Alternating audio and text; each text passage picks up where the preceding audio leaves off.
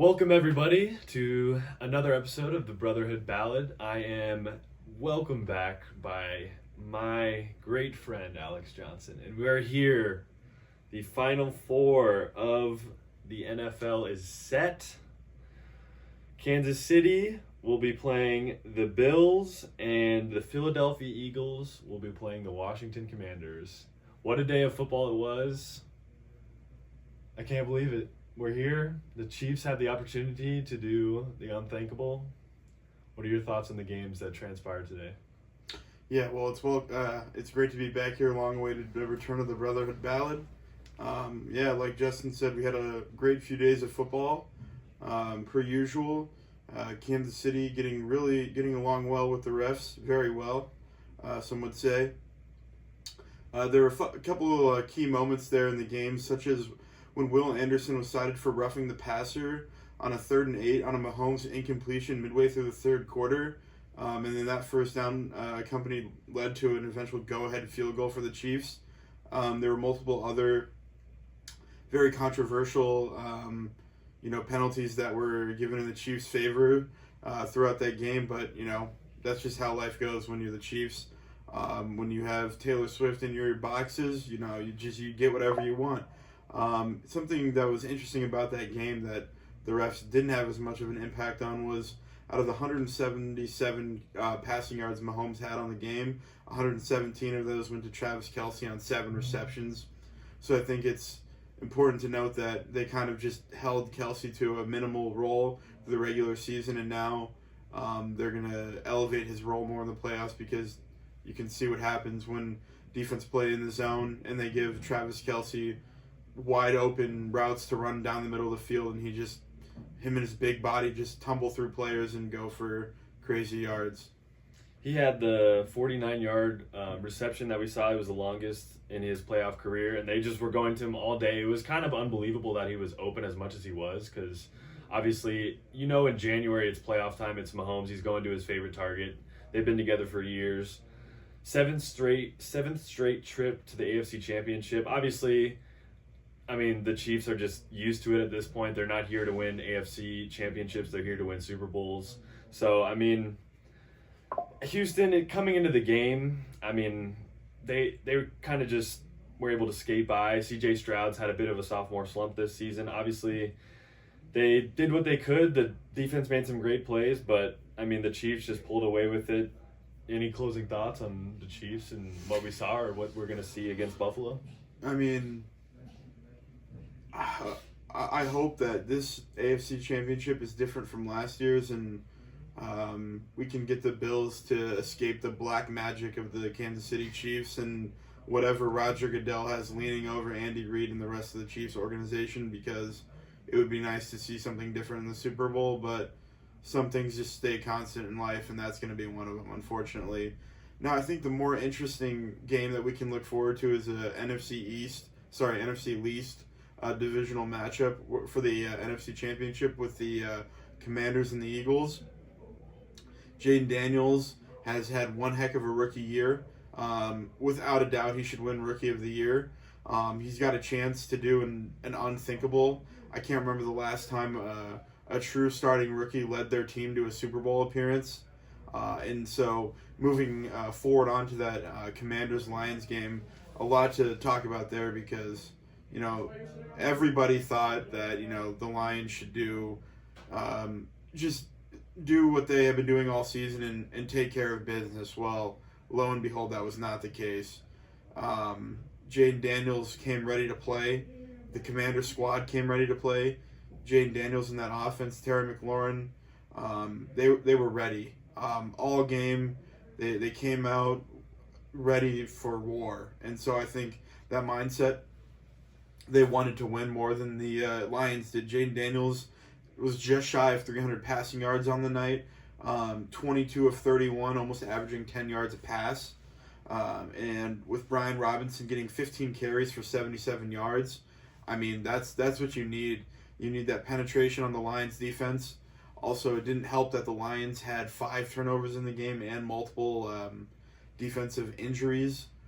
As a Packers fan, I love the fact that they just got blown out by arguably the second worst team in the NFC East.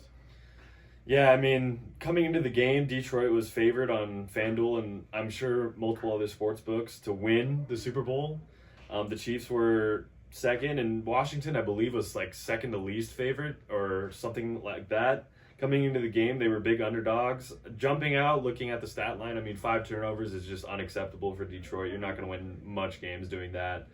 The 42-point second quarter was the most in playoff history, and a big shout out. They were interviewing him after the game. Rookie Mike Sandristil, he had 2 interceptions for a rookie. I mean, making an impact in a playoff game is huge. We've seen rookies throughout the day. Some of these moments were just too bright and too big for these players, but he really stepped up to the plate. I think Detroit, they had a great season, but it really just is going to leave a sour taste in Lions fans' mouths because, I mean, you're coming into the season having high expectations. Last season, it didn't really end the way that you wanted to, but I mean, you got to give credit to Washington and that staff. What a turnaround to go from needing a spark and getting it in Jaden Daniels. Had an illustrious career in college at LSU. ASU, obviously, things turned out the way they did, and his teammates were trolling him. Yeah, he left on kind of a weird note there, and then just made his living at LSU and made millions of dollars and made a name for himself. I mean, I just feel good for it makes me feel good that Commanders fans have something to root for because they had so many years where they had no hope after that RG3 injury that you just never really have seen much progress from them. But what a way to go out for Detroit for the season. Dan Campbell's going to have to he's just going to have to move on from it and learn from his mistakes, and sometimes it just happens. Yeah, and a couple things to add to that. After doing a couple fact checks here, no rookie quarterback has ever led their team to a Super Bowl, which means no rookie quarterback has ever won a Super Bowl. So Jaden Daniels has the chance to do the impossible, the unthinkable, whatever you want to call it, on Sunday. And so, like I said earlier, as a Packers fan, I'd love nothing more than to see a rookie quarterback go all the way. I don't really like the Eagles. That's a whole different story, but I think we can see Jaden Daniels and that Commanders offense, do something crazy on Sunday. They found a new weapon in the postseason. Believe their rookie wide receiver, De'Ami Brown, also, who had a really good game on Saturday, almost 100 yards on 6 receptions. Another thing to note was, I believe it was in the third quarter, when the Lions wanted to run a trick play. They threw a Hail Mary, and Jameson Williams ended up throwing that pass with being a one-score game at the time, ended up throwing an interception, which was basically the nail in the coffin. And so, as we all know, for people that watch the NFL regularly, we know that Dan Campbell loves his trick plays. He loves going in, whether it be 4th and 1 or 4th and 30, Dan Campbell's going for it. You got to have better coaching when the game's on the line. You can't have your number 2 wide receiver be the one that's going to throw a potential game altering pass. So some of the play calls by Dan Campbell throughout that game were very questionable. And then, he's all sad and whatnot at the post-game press conference or whatever. Like, I understand you guys the Lions put in all the work and stuff to get to that point, but the play calling all night was just deplorable. I mean, when you have multiple bad play calls throughout the game, your defense is riddled with injuries, and Jared Goff and the rest of the offense has 5 turnovers, you're not beating any team that's having a good night that night. And so I think the Lions have a lot to take away from that. They're just another sad franchise that ruined the career of arguably 3 Hall of Famers, and if not one of the best running backs of all time. So going into that game, I kind of figured that they would just do some typical Detroit stuff, and lo and behold, look where we are. An unbelievable finish for the Super Bowl favorites. Not anymore. We'll see what they have in store next season. Moving on to the next game in the slate. Today, we saw the Philadelphia Eagles beat the Los Angeles Rams. Going into the game, I had a feeling it was going to be Philly's day. I had a feeling Saquon would break away for a huge touchdown run as he did with that 78-yard touchdown. He had an unbelievable day, 26 carries for 205 and 2 touchdowns. Not really much to say on my end for that game. I mean, Matt Stafford, I feel bad for him, but also at the same time, they got that Super Bowl a couple years ago. I mean, Philly, they're a juggernaut. I mean, I don't really love Jalen Hurts, his play style sometimes, just because it's not super consistent, but Philly just gets the job done and they are able to get wins. Yeah, I mean, today Jalen Hurts went 15 of 20, so, like, I mean, yeah, it's good, but you go for 128 yards in the divisional round against the Rams. Like, yeah, I mean, it's the Rams, but you're going to play a team in the Commanders next weekend who are ready. I mean, they're coming for blood, so I don't think you're going to get away with 128 passing yards next Sunday. Saquon had 26 carries for 205 yards today, so, I mean, we all know that they're going to rely on Saquon next weekend, and then if they make the Super Bowl, they're also going to rely on Saquon. So I think it's time for Jalen Hurts to, if he really wants to make a name for himself, I think it's going to have to be now. Like, yeah, they went to the Super Bowl and was that 23, I believe? Yeah, them versus the Chiefs. And there were, again, obviously with the Chiefs, that what was that holding call at the end of the game, I believe it was, or it was like a late hit, unnecessary rough for this at the end of the game there. I mean, the Chiefs regularly get bailed out, so it's not going to be fun whoever the Chiefs play. I mean, we'd all love to see the Bills make the Super Bowl, but like we discussed earlier, it's probably going to be the Chiefs. It's just inevitable. We have to kind of accept that. Furthermore, Dallas Goedert had a pretty good game today, 4 receptions for 56 yards, averaging 14 yards a reception. Truthfully, he was their biggest part of the receiving game today. Devontae Smith and A.J. Brown were nowhere to be found. They combined for a total of 35 yards together between the two of them, their best 2 wide receiving threats. Puka Nacua almost went for 100 yards today, which, I mean, I thought personally the Rams wanted to win more. They just made too many key mistakes throughout the game. Stafford had that overthrow that Yeah. when we were watching it, we knew that kind of was, if he wasn't able to convert, we knew it was going to be wraps. Yeah, they had too many mistakes in the game. I mean, when you play a powerhouse team like the Eagles, which they are, you can't make those mistakes.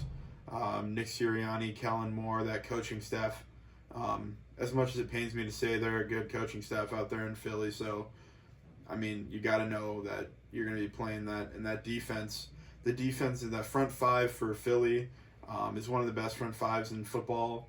I mean, they've got it all. Their secondary is good. Darius Slay, C.J. Gardner-Johnson, and then they also got Zach Bond in there too, not in the secondary obviously, but they've got a lot of all-pro defensive players, Pro Bowl players too. I mean, Stafford had no time to breathe. Yeah, I mean, it's the same thing that happened in the Packers game. Jordan Love had negative time in the pocket, actually, if you go back. The clock was going backwards when Jordan Love was in the pocket. And so I'd say that Jaden Daniels is probably the most mobile quarterback the Eagles will see up to this point in the playoffs. So I think that, and this will be the 3rd time they've seen each other this year. I think the series is split right now. I'm not 100% sure, but I'm way more excited to watch the NFC Championship than I am the AFC Championship. I'd agree. It'll be interesting to see the quarterback battle for each of the games. Obviously, I mean, this is a big spot for Jaden Daniels, but he's continuously all season just stepped up to the plate and not really acted like a rookie. Like, he's been every single task that has been asked of him, he's brought it to the table since the beginning of the year when they made that Hail Mary, and he just makes plays. He just makes plays consistently, and it'll be interesting to see. Obviously, you love to see a divisional matchup in the playoffs this late into the playoffs, and then looking at Mahomes versus Allen. This is a continued rivalry that Mahomes just continues to win, and I mean, I expect nothing else, but if Allen's if he's gonna take control, he needs to do it this season. Because if that's just gonna be his career, that's just gonna be his career. But I mean, there's been great quarterback battles: Elway, Favre, Montana, Steve Young, all these great quarterbacks. They've had to battle it out. And Tom Brady, even Mahomes. Mahomes had to take his lumps early to Brady, but And Brady and Manning, like Eli Manning. yeah, like Manning gave it to Brady, and they just give it to each other. But Mahomes, I mean, he has his guy in Kelsey, and Kelsey's stepping up to the plate too, but yeah. and he has the refs too. I mean, it is what it is. But the NFL, like they love the content. So if I were to have to predict, I think Kansas City is going to beat the Eagles in the Super Bowl 27-21. I would love to see the Commanders go. I mean, I have nothing against the Commanders, but I just think Chiefs over the Eagles. Maybe they can get their revenge 2 years later. That would be something else. That'd be really cool for Saquon to finally get something after being on the Giants for so long and nothing really coming of that. That'd be pretty cool if the Eagles won, but that's my prediction. Didn't he win a bowl game or something at Penn State? Like, he got something, right? Him and Trace McSorley, they got a little love. I mean, they don't have to pay for a drink in Pennsylvania. Shout out Willie Pete, but I mean. Oh my God. Do you have a prediction for the Super Bowl? Yeah, I'll tell you it after we discuss the Ravens-Bills game. Oh yeah, we got to get to that. Game of the day, maybe even game of the playoffs, even. Yeah, probably the game of the playoffs, right along with the Commanders-Buccaneers game. Yeah, we knew it was going to be a great game. It was Bills were favored by 1, and then Baltimore was favored by 1. Going into it was pretty much just a coin flip. Like, you just had to pick who you thought was going to deliver, and Baltimore had a chance. Yeah, I mean, I feel horrible for Lamar Jackson. I mean, I obviously have no alliance towards the Ravens whatsoever, but it's just simply the fact that you could tell, like, I personally thought, watching the whole game, I thought the Ravens wanted to win the game more than the Buffalo Bills. I mean, like, to start off the game, you have that play where Lamar Jackson slightly underthrows Derrick Henry. I mean, obviously, you know, it's not a perfect pass, but given that Derrick Henry is an NFL running back, yeah, you know, he's not supposed to be a main receiver, but you've got to catch that. Luckily, it was negated by the next play, like a 40-yard pass to Isaiah Likely. But there were just, I mean, the Mark Andrews play there to end the game. I mean, Mark Andrews probably is not going to be allowed back in Baltimore. I wouldn't let him back in Baltimore. Your season's on the line. That was a perfectly drawn-up 2-point conversion play. He would have fallen back into the end zone, and it would have been a tie game. Yeah, you give Josh Allen 90 seconds, but your defense also comes back on the field. You have Kyle Hamilton. You've got some really good guys on that field on that defense there. And they probably could have held themselves together and got into overtime.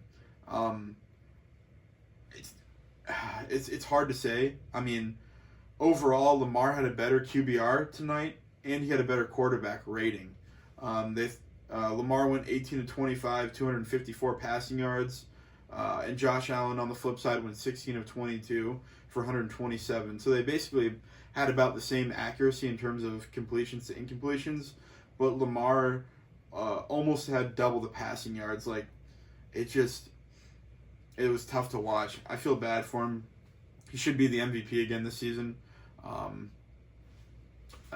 This is how I feel. I mean, I think with Zay Flowers being injured for the whole playoffs definitely was a big hit there for the Ravens. But, you know, you had guys like Isaiah Likely, like Rashad Bateman, that were able to step up.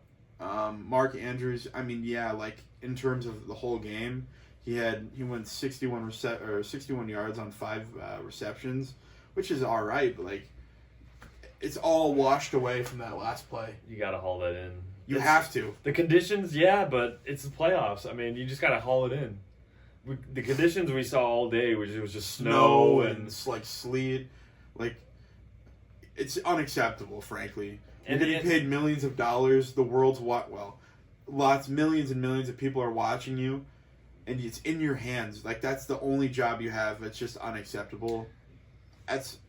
It should be the Ravens. I mean, after the Packers got eliminated, I would have loved to see the Ravens go all the way, but you have those key mistakes by Mark Andrews, and then that first time they scored coming back out after the second half started, they go for 2 again and don't give it to Derrick Henry. So they ran 2 different 2-point conversions without Derrick Henry being involved. It was like when the Seahawks got picked off by Malcolm Butler. I mean, you have Marshawn Lynch, and you pass it at the 1-yard line. I think it's about 10 years ago, roughly. Yeah, about 10 years ago. Obviously, much different circumstances now, but you know, you have the best running back in the NFL right now, and you avoid him on both of your 2-point conversions. I don't love the rollout for the 2-point. I mean, it was a great design. He was open, but I hate the rollout. I mean, Jed Fish would do stuff like that at Washington and Arizona. Don't even get me started on him, but I digress. It was a well-drawn play. Mark Andrews was there, and that's the end of it. There needs to be no Lamar Jackson slander. He did not. This is not on him. It was gonna be him and Josh Allen. They were gonna be compared the whole game. Who was gonna play better? I think both of them they did what they could. I mean, obviously Josh Allen will get the credit if they win, and he will get the blame if they lose, regardless. Mm-hmm. But I don't think Lamar Jackson should get any blame, and I don't think Derrick Henry should either. He did what he could.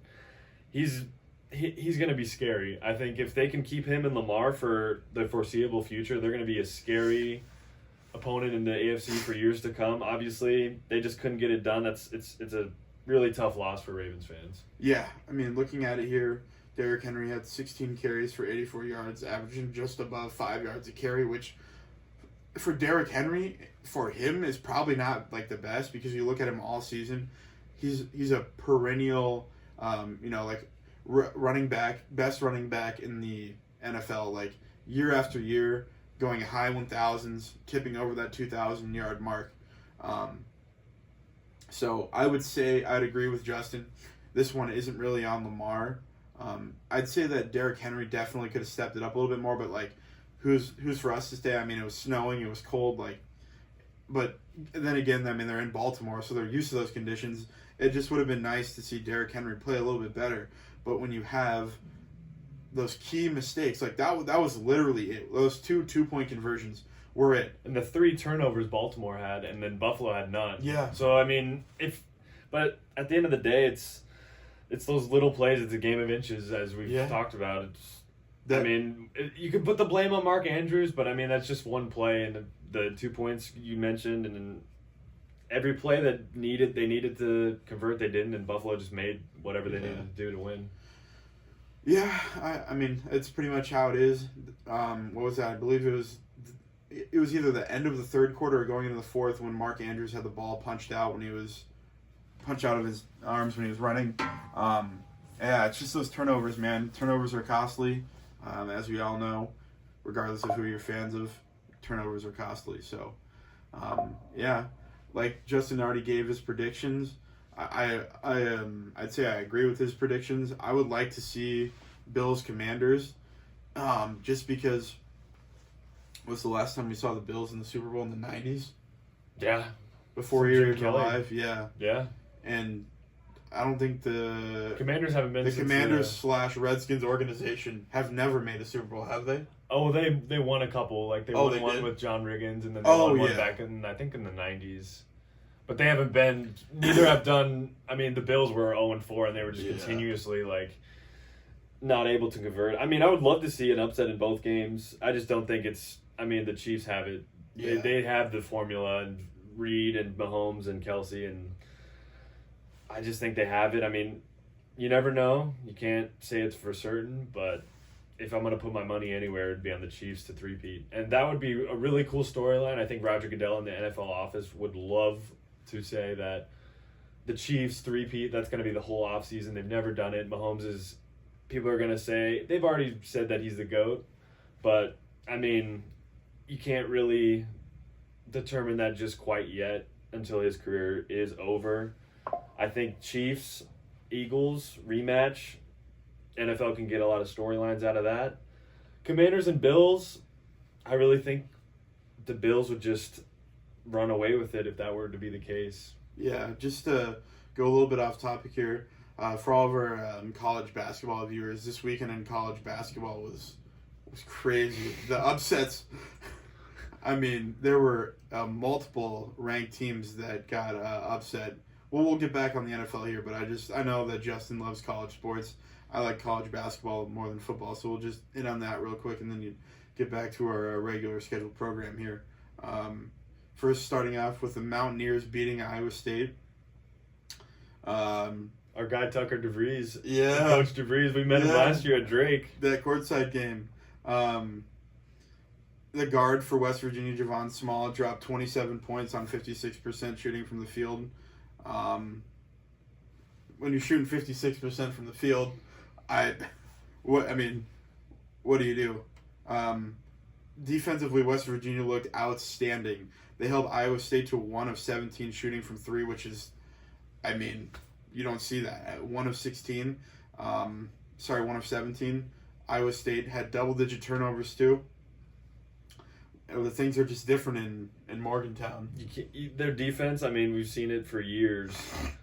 Like Devon Carter, you've seen all these great defensive players come out of West Virginia, and you're not going to win game with double-digit turnovers. And plus, with college basketball, we've seen it with the transfer portal mixed with the three-point variance. You'll see upsets like Golke last year. We were watching that. Goodness. If you can nail over 40% of your threes, and the other team you can hold them to under 30, you're going to win. Yeah. It doesn't matter if you're Kentucky versus Norfolk State. It's going to be wraps. If you can nail the threes and you can hold them a bit to under 30%, you're going to see upsets. This upcoming March, you're going to probably see most you've ever seen. We've seen one seeds go down and never happens. But anything is possible in college basketball these days. Yeah, I completely agree. Another crazy upset was Vanderbilt beat the number 6 ranked Tennessee Volunteers. This was the Vanderbilt's second win against Tennessee in their last 15 matchups. Without DK or Dalton Connect, Yeah, it's so tough nowadays in college basketball with the transfer portal and with players able to leave after their first season, along with a lot of players in college. Some don't even go to college. They'll just go play overseas for a season, or when the G League Ignite was a thing, they would just do that instead of going. We missed out on. We could have seen Scoot Henderson in college, even though he hasn't performed in the NBA as we thought he would have. But you can see nowadays, Cooper Flagg.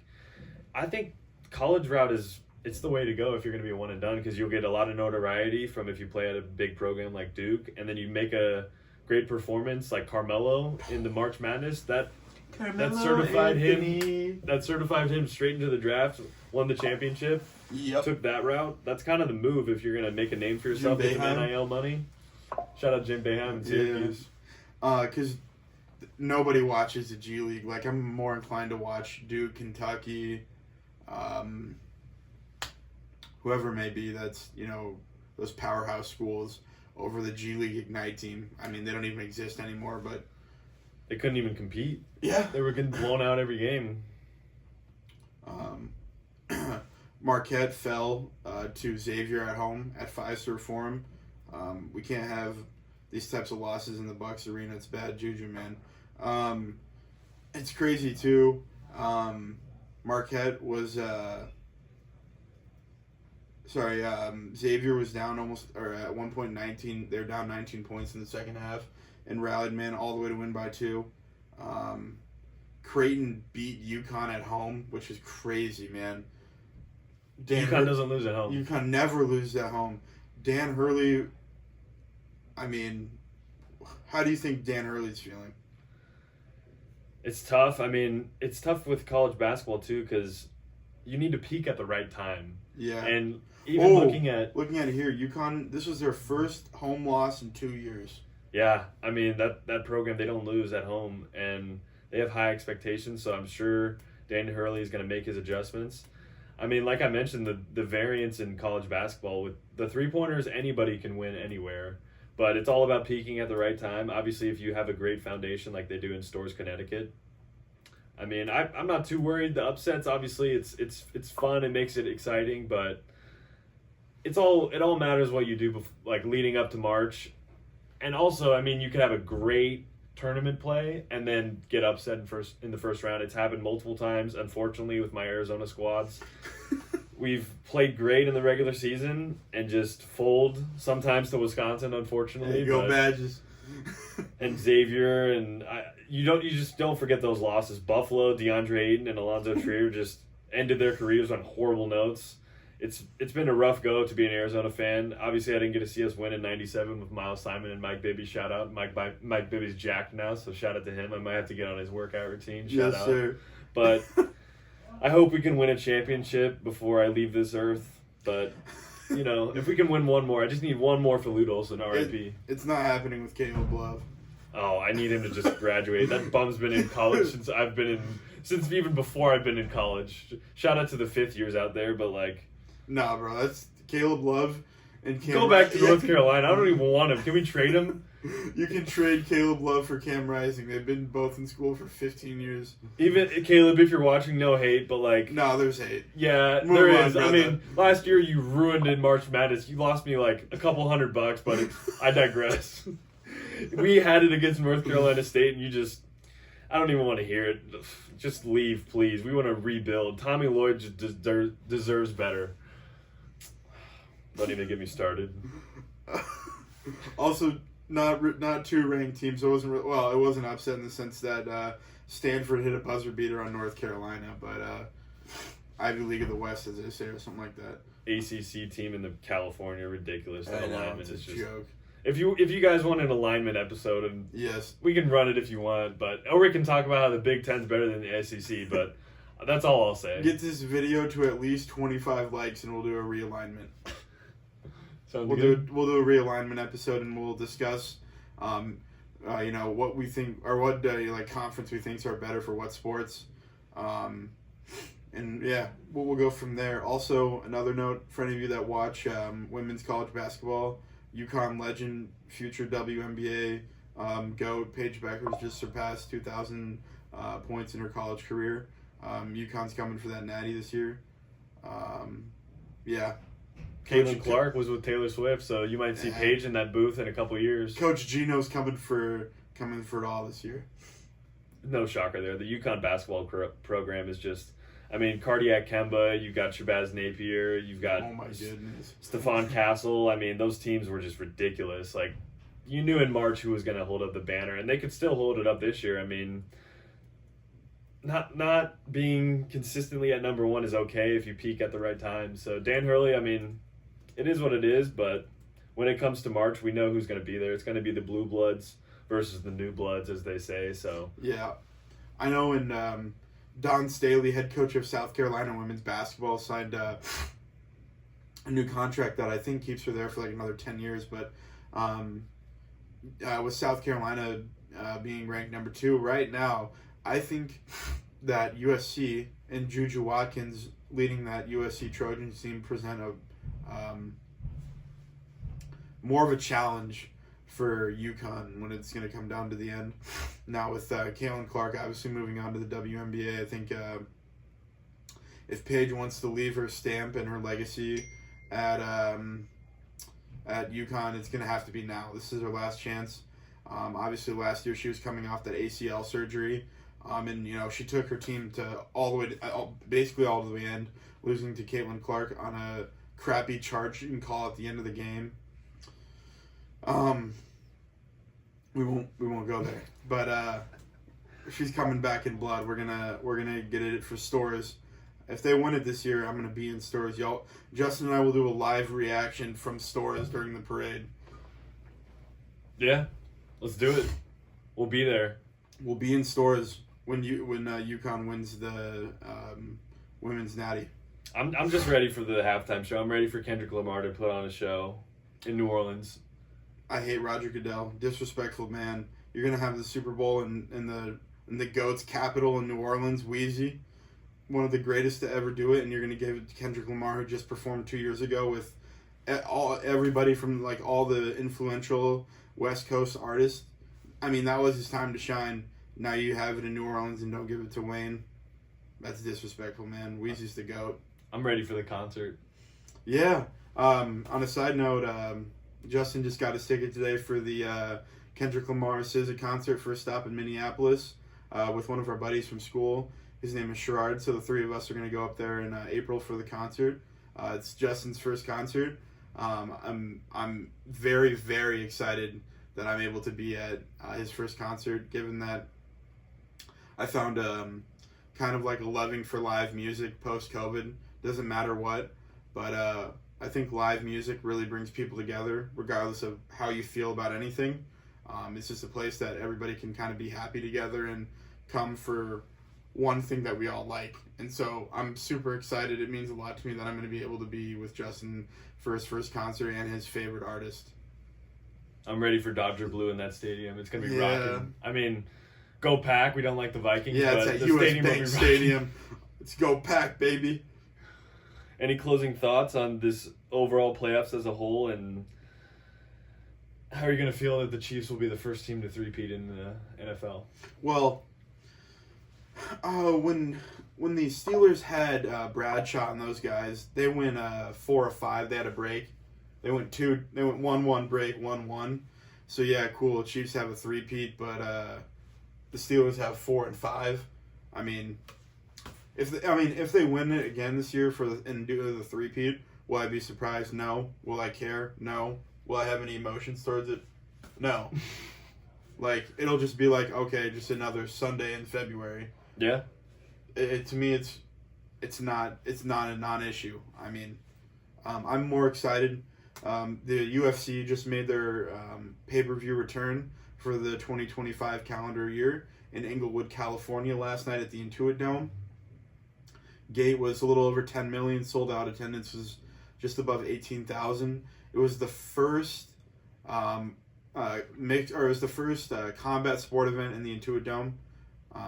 Obviously, I'm sure they've had concerts and other non-basketball events there, but it was the first combat sport event in the Intuit Dome. Dana White does his Dana White thing, knocks your socks off with the production team. He's got one of the best production teams in sports, in all of it. His head of production has won multiple Emmys, I believe it is, for production. Regardless of how you feel of Dana White, because he's made his stance on certain things very public. In my opinion, given that I've watched multiple sports, I believe that Dana White is the best commissioner in any sports, because he allows his fighters to believe whatever they want. They can say whatever they want. They're not monitored what they say because of certain like TV deals, ads, whatever it may be. Obviously, for those of you who watch UFC, understand that a common thought is that fighters are underpaid because the profit revenue sharing is in the UFC is the lowest out of any professional sport. But what Dana does behind closed doors is what keeps those fighters wanting to fight. Because I think for me, it's in my top 3 sports that I love watching live. I've been to multiple events live. It was just another great night for the UFC, man. And Dana White had a lot to get off his chest last night. Wasn't able to do it a whole lot because he had wheels up shortly after the main event ended, because he was getting to D.C. for the inauguration tomorrow for our new president. And I think that's another thing that we can kind of all hopefully get together and do. It's fun to watch. We just love live sporting events that bring us all together, especially post-COVID and whatnot. We've got Dana White now has a partnership with Turki Al-Sheikh, who is the president of, I don't know his official title, but he does a lot of the stuff for Riyadh Season, which puts on major boxing events like Tyson, Usyk, those guys. He helped with the Francis Ngannou, Anthony Joshua fight, things like that. And so February 1st, we have a fight night in Riyadh in the Kingdom. Main event is Israel Adesanya versus Nasruddin Imanov. I'll do a breakdown of that on a separate episode, but I think Justin and I are just covering all sports and just kind of getting things back in order for once we get a little bit more consistent. Yeah, a lot of things to come. 2025 is going to be a great year for sports. The NBA is the best it's ever been. Obviously, we have 2 great regular season teams, the Cavs and OKC. Obviously, yep. I think Boston, they're kind of just sleepwalking all the way until March, April. They're waiting for the playoffs. Hopefully they can get the back-to-back. Obviously, as a Celtics fan, I want Jason Tatum to get his first Finals MVP. Last year, they had it easy. I mean, they did what they needed to do to take care of business. The NBA is good. College football is the best it's ever been. Tomorrow night, we got Ohio State, Notre Dame. Ohio State heavily favored. I think they'll win. I think they'll cover the 8.5 spread. Notre Dame, they've had a great season. Being an independent, they are hated on just because they're not in a conference, but I think they had a great season. Riley Leonard really laid it all out on the field for them. But Ohio State, they just have too many guys. The duo of Travion Henderson and Quinshon Judkins. I mean, Will Howard has.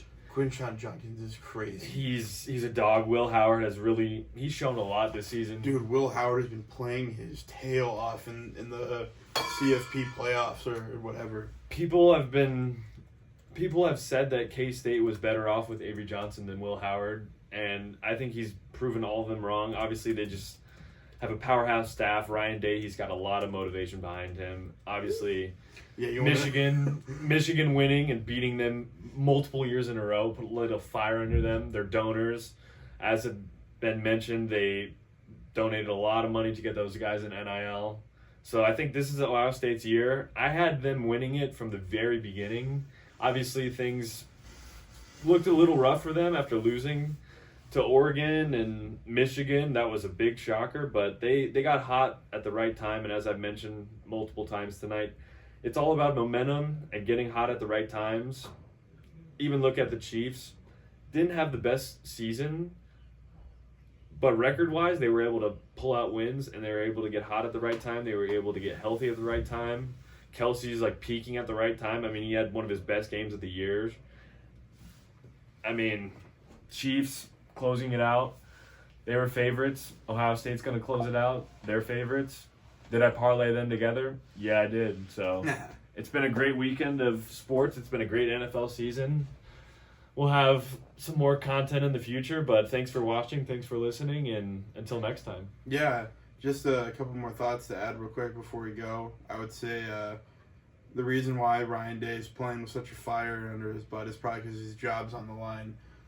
I mean, when you're Ohio State and you come in, Ryan Day, the new head coach, and they've done what?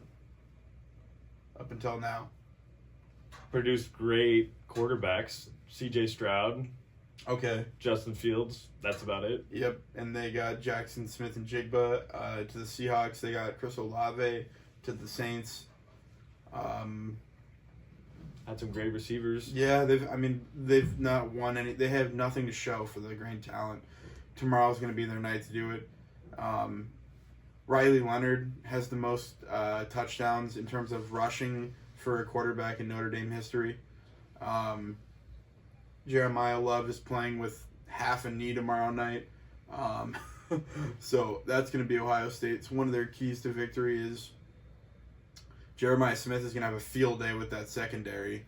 So, and he's going to be the cover athlete for EA 26. Yeah. That's my prediction. Him and Arch Manning, perhaps. Are they going to get a third one on there?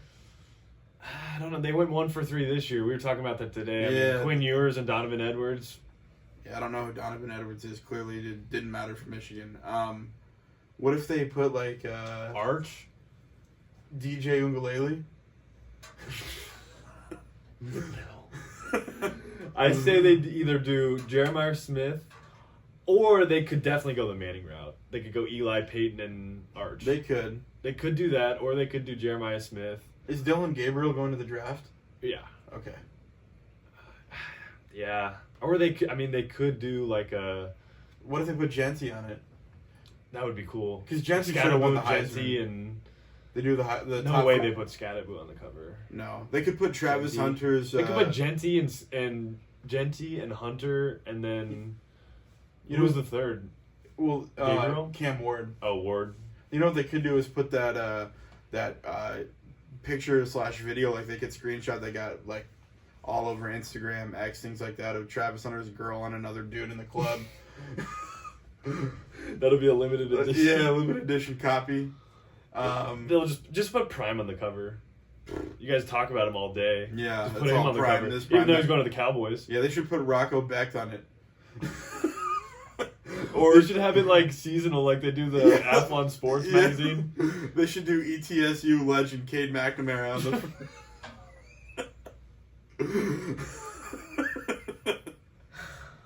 Michigan legend Cade McNamara on the cover. Incarnate Word legend Cam Ward. Or maybe TCU Council Bluffs legend Max Duggan. That's been the Brotherhood Ballad. Yeah.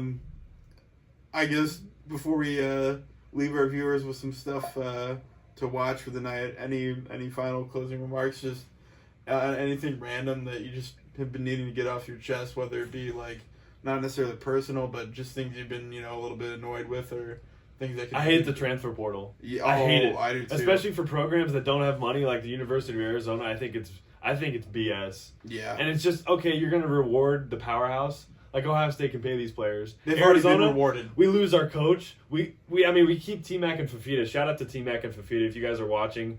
I hope you really succeed in the NFL, T-Mac. Yeah. Hopefully it's not in Carolina or Las Vegas or wherever they're projecting you. But if he can make it on the Packers, that'd be clutch. But I just hope he succeeds wherever he goes. Yeah, honestly. I hope T-Mac's not a one-of-a-kind, but man, he's super skilled, tall, super athletic, fast, tall, quick. Can catch one hand, catch radius is ridiculous. He's and a he's great quick. route runner, too. He can run 27 miles an hour, top speed against New Mexico. Like, New Mexico is unbelievable career from him. Best receiver in program history. Yeah. I hope T-Mac does his thing in the NFL. He balls out wherever he goes. T-Mac, if you're listening, man, just don't go to the NFC North. Just avoid it. You don't want to go to Chicago, man. Caleb Williams is a diva. You don't want to play with Sam Darnold. He's inconsistent. And Dan Campbell's going to come to practice off 900 milligrams of caffeine and like go into AFib, and you're not going to be in the playoffs anymore or something crazy. If he ends up in Green Bay, that'd be nice for you. But I just don't think you guys will have the pick for him. He's going top 10. Oh, yeah. We have like the 23rd pick or the 24th pick. He's not falling that far. Unless you trade up. Yeah, well, I mean, personally, I don't want to trade up for T-Mac. I don't want to trade up for another rookie. That's something I'm frustrated, man. I also hate the transfer portal. I've thought NIL is stupid from the beginning. They're becoming pretty much like they're making more money than NFL rookies. Like Carson Beck. Carson Beck is atrocious. He goes to Miami to be with his TikTok girlfriend who sucks at basketball. She's in her 8th year. Like, I'm all for women's sports, like we talked about earlier. But man, like Carson Beck's not going to do anything in Miami. He's following up. He's going to be Cam Ward's successor. Miami's going to do they're probably not going to win the ACC. I can see that, yeah. I mean, it's just a joke. I mean, Jaden Daniels is making less money than Carson Beck, and Jaden Daniels is on the verge of doing something that's never been done in the NFL before. And what is Carson Beck doing? Making TikToks with Jake Ferguson, and who also is on another expletive-ass team who sucks. He's not even that good of a tight end, and he's dating some college basketball girl. Like, they can all go make their TikToks together and whatever. The ban lasted 12 hours. Yeah, the ban should have lasted longer, but that's for another time. We're just some old dudes just ranting about TikTok, but yeah, I mean, you're not going to see this podcast on TikTok, that's for sure. No. At least as of now, but if it goes on TikTok, I won't be on it. I don't support TikTok. I'm all for uncensored media, but we won't go down that rabbit hole. All I have to say is to you TikTok users, just read the user rights. Just read it, and there's a reason why it got banned. That's it. Shout out to YouTube. We'll be on there shortly. Bear down, baby. Yep.